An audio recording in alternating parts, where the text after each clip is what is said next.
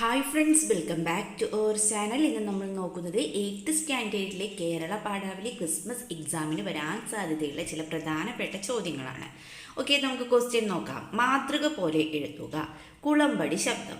കുളമ്പടിയുടെ ശബ്ദം എന്ന് മാറ്റി എഴുതാമല്ലേ? ഇതുപോലെ ചുവടെ ചേർത്തിരിക്കുന്ന പദങ്ങൾ എങ്ങനെ എഴുതാമെന്നാണ് ചോദിച്ചിട്ടുള്ളത്. പ്രപഞ്ചവിധാനം, കുരുവംശജാത. പ്രപഞ്ചവിധാനം നമുക്കിതുപോലെ എങ്ങനെ എഴുതാം? യെസ്, പ്രപഞ്ചത്തിൻ്റെ വിധാനം. ദെൻ കുരുവംശജാതർ, കുരുവംശത്തിൽ ജാതരായവർ. പ്രപഞ്ചവിധാനം, പ്രപഞ്ചത്തിൻ്റെ വിധാനം. ദെൻ കുരുവംശജാതർ, കുരുവംശത്തിൽ ജാതരായവർ. ഓക്കെ, ദ നെക്സ്റ്റ് ഒരു ക്വസ്റ്റ്യൻ നോക്കാം. ഗാന്ധിജി എല്ലായ്പ്പോഴും ചാഞ്ചല്യമില്ലാത്ത മനസ്സിനുടമയാണെന്ന് വ്യക്തമാക്കുന്ന വരികളും അവയുടെ ആശയവും എഴുതുക. ആ വരികൾ ഏതാണ് കൂട്ടുകാരെ? അതെ, താരകാ മണിമാല ചാർത്തിയാലതും കൊള്ളാം, കാരണിച്ചളി നീളെ പുരണ്ടാലതും കൊള്ളാം, ഇല്ലിഹ സംഘം ലേപം എന്നിവ സമസ്വച്ഛമല്ലയോ വിഹായസം വണ്ണമൻ ഗുരുനാഥൻ. ഈ വരികളാണല്ലേ. ദെൻ എന്ത് ചെയ്യണം? അതിൻ്റെ ആശയം കൂടി നമുക്ക് എഴുതാം. ലോകം തറവാടായും ജീവജാലങ്ങൾ തറവാട്ടിലെ അംഗങ്ങളായും കരുതിപ്പോന്ന യോഗിയാണ് മഹാത്മാഗാന്ധി. നക്ഷത്രമാല അണിയുമ്പോഴും കാർമേഘം കൊണ്ട് നിറയുമ്പോഴും ആകാശം ഒരുപോലെയാണ്. ഈ ആകാശമാണ് അദ്ദേഹം കണ്ടിരുന്നത്. സുഖത്തിലോ ദുഃഖത്തിലോ സ്തുതിയിലോ നിന്ദയിലോ അമിത സന്തോഷമോ സങ്കടമോ ഗാന്ധിജിക്കില്ലായിരുന്നു. യാതൊരു ചാഞ്ചല്യവുമില്ലാത്ത മനസ്സിൻ്റെ ഉടമയാണ് അദ്ദേഹം. ഇതല്ലേ ഈ വരികളിൽ പറയുന്നത്. എന്ത് ചെയ്യുക? നിങ്ങൾ വരികളും എടുത്തെഴുതുക, അവയുടെ ആശയവും കൂടി ഇതുപോലെ എഴുതുക.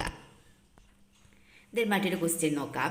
ബുദ്ധൻ്റെ അഹിംസയും ശങ്കരാചാര്യരുടെ ബുദ്ധിശക്തിയും രന്തിദേവൻ്റെ ദയാവായ്പും ഈ വരികളിൽ പ്രയോഗിച്ചിരിക്കുന്ന ശബ്ദാലങ്കാരങ്ങൾ ഏതെല്ലാം എന്നാണ് ചോദിച്ചുള്ളത്. ഇവിടെ നോക്കൂ, ആദ്യത്തെ വരിയിൽ ആദ്യത്തെ അക്ഷരം ആവർത്തിച്ച് വരുന്നത് കൊണ്ട് ആദിപ്രാസവും രണ്ടാമത്തെ അക്ഷരം ആവർത്തിച്ചു കൊണ്ടത് ദ്വിതീയ അക്ഷരപ്രാസമാണെന്ന ശബ്ദാലങ്കാരവുമാണ് വന്നിരിക്കുന്നത്. അതായത് ബുദ്ധൻ, ദെൻ ബുദ്ധിശക്തി. നോക്കൂ, മനസ്സിലായല്ലോ. ഇവിടുത്തെ ആദ്യത്തെ വരിയിൽ ആദ്യത്തെ അക്ഷരം ആവർത്തിച്ചിരുന്ന ആദിപ്രാസം, രണ്ടാമത്തെ അക്ഷരം ആവർത്തിച്ചിരിക്കുന്നത് കൊണ്ട് യെസ് ദ്വിതീയ അക്ഷരപ്രാസവുമാണെന്ന ശബ്ദാലങ്കാരവുമാണ് ഇവിടെ വന്നിരിക്കുന്നത്. ഓക്കെ, ദെൻ മറ്റൊരു ചോദ്യം നോക്കാം. കളിയോഗത്തോട് വിടവാങ്ങുന്നതിന് തൊട്ടു മുമ്പുള്ള കളി ചുട്ടിയിടാനായി അണിയറയിലേക്ക് കടന്നു. ആശയച്ചോർച്ച കൂടാതെ ഒറ്റവാക്യമാക്കുക. നമുക്ക് എങ്ങനെ ഒറ്റവാക്യമാക്കി എഴുതാം? അതെ, കളിയോഗത്തോട് വിടവാങ്ങുന്നതിന് തൊട്ടു മുമ്പുള്ള കളിക്കു വേണ്ടി. ഓക്കെ, കളിക്കു വേണ്ടി ചുട്ടിയിടാനായി അണിയറയിലേക്ക് നടന്നു. ഇതെങ്ങനെ നമുക്ക് ഒറ്റവാക്യമായിട്ട് എഴുതാവുന്നതാണ്. ഓക്കെ, ദ നെക്സ്റ്റ് ക്വസ്റ്റ്യൻ നോക്കാം. മെഴുകുതിരി 3 എന്ന് രക്ഷിക്കാൻ ആത്മഹൂതി ചെയ്തു. ആത്മഹൂതി എന്ന പ്രയോഗത്തിന് സന്ദർഭത്തിൽ കൈവരുന്ന സവിശേഷാർത്ഥങ്ങൾ എഴുതുക എന്നാണ് പറഞ്ഞിട്ടുള്ളത്. എന്താണ്? യെസ്, രാത്രിയിൽ മെഴുകുതിരി വെട്ടത്തിലാണ് പി കുഞ്ഞിരാമൻ നായർ കവിത എഴുതിയത്. ഒന്നിനു പിറകെ ഒന്നായി 3 മെഴുകുതിരികൾ കത്തിത്തീർന്നു. കവി മനസ്സിലെ സർഗവേദനയാണ് കവിതയായിട്ട് പിറവിയെടുക്കുന്നത്. ആ വേദനയെ അനശ്വരമായ കലാസൃഷ്ടിയാക്കി മാറ്റാനാണ് മെഴുകുതിരി ഉരുകിയുരുകി ഇല്ലാതായിത്തീരുന്നത്. ഈ സന്ദർഭം തീവ്രമായി വായനക്കാരുടെ മനസ്സിൽ പതിപ്പിക്കാൻ ഈ പ്രയോഗത്തിന് കഴിഞ്ഞിട്ടുണ്ട്.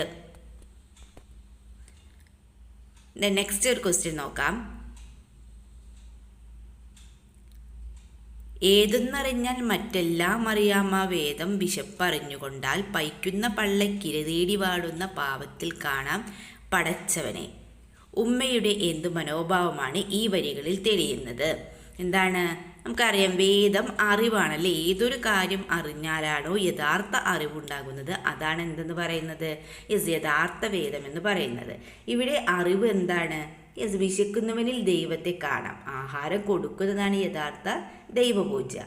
അന്യനെയൂട്ടുന്ന അമ്മയുടെ യത്നം കണ്ട് മനസ്സ് കുളിർന്നു പോയ കവി, അതായത് മകനല്ലേ, തൻ്റെ മനസ്സിൻ്റെ കാപട്യത്താൽ ഏറെ ദുഃഖിച്ചു.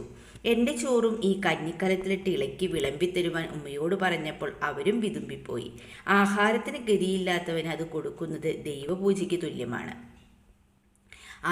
ഇവിടെ ഉമ്മ ചെയ്യുന്നതും ദൈവപൂജയ്ക്ക് തുല്യമാണ്. ഓക്കെ, ഇതിന് നമുക്ക് മറ്റൊരു ക്വസ്റ്റ്യൻ നോക്കാം. തവള മുള്ളിയാൽ വെള്ളപ്പൊക്കം പാഠഭാഗത്ത് പ്രയോഗിച്ചിരുന്ന ഈ ചൊല്ലി എന്തിനെ സൂചിപ്പിക്കുന്നു? എന്തിനെയാണ് സൂചിപ്പിക്കുന്നത്?